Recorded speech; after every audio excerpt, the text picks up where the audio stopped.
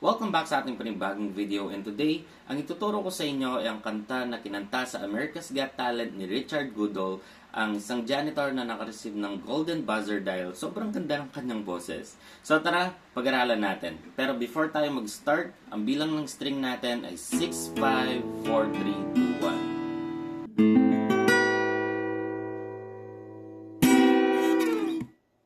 So, sobrang dali lang naman ito sa gitara, pero mahirap kantahin.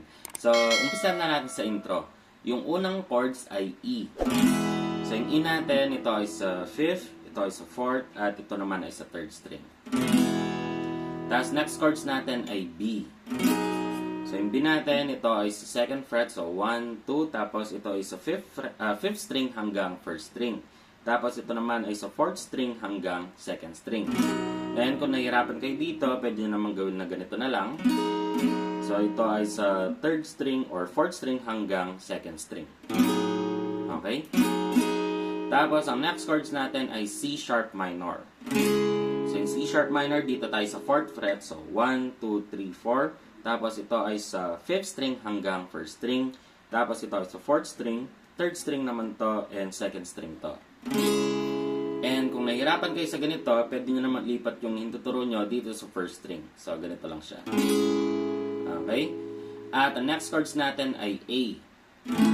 So, yung A natin, ito ay sa 4th string, 3rd string to, and 2nd string to. At kung nahihirapan kayo sa ganito, mas madali ang ganito. Parang yung bilang, nyo lang dito, ilipat nyo lang dito. Okay? Tapos, babalik tayo ng E. Tapos B, and then G sharp minor. So, yung G sharp minor dito naman.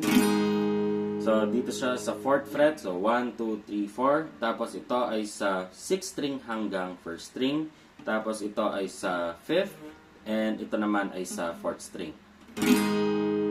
Tapos, babalik ng A.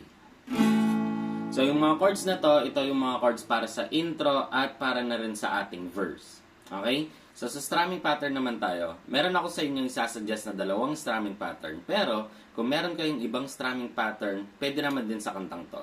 So, yung unang may isasuggest ko ay This is small town girl living in the lonely world.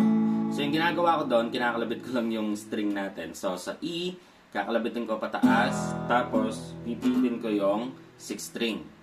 So, ganito siya. Tapos, doon sa B, C sharp at A, ganito naman siya. Sa B, tapos 5th string. Pati sa C sharp, tsaka sa A. So, pare-parehas lang tong tatlong chords na to ng pataas tapos 5th string. Yung nagkaiba lang dito sa E. So, kalabit tapos 6th string. Okay? Tapos, yung pangalawang strumming pattern naman na may sasuggest ko ay ganito naman.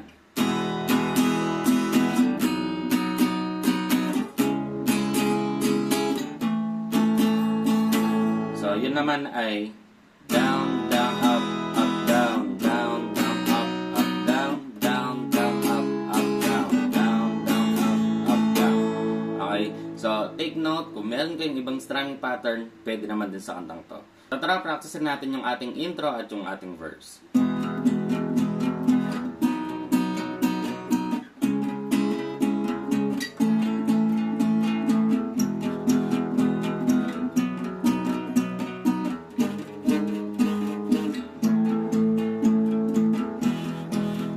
Just a small town girl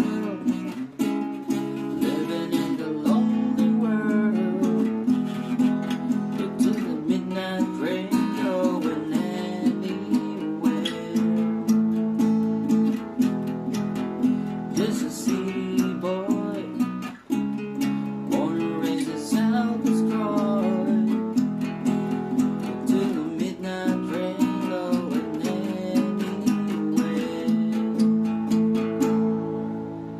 Ngayon, alam na natin yung ating mga chords para sa ating mga intro at ating mga verse. So, dito naman tayo sa ating chorus. Ito na yung part na strangers waiting up and down the boulevard. So, yung mga chords natin doon ay A. So, pwedeng ganyan, pwedeng ganito. Tapos, E. So, ulitin natin tong dalawang chords na to ng 3 beses. After ng 3 beses na yon, ang next chords natin ay A. Tapos, ito yung mabilis na transition na. B. Tapos, E. Babalik ng B. E. At ang last chords ay A. Okay? So, itong last part na to, ganito siya. So, ganun siya. So, practicein nyo ng ulit-ulit to, makukuha nyo rin siya. Okay? So, yung strumming pattern naman natin dito para sa chorus, gagamitin natin yung pangalawang strumming pattern. So, tara, practicein natin na sabay-sabay. 1, 2, 3, go. Strangers waiting up and down the boulevard of shadows, searching in the night. Street lights, people living mystified emotion, hiding somewhere in the night.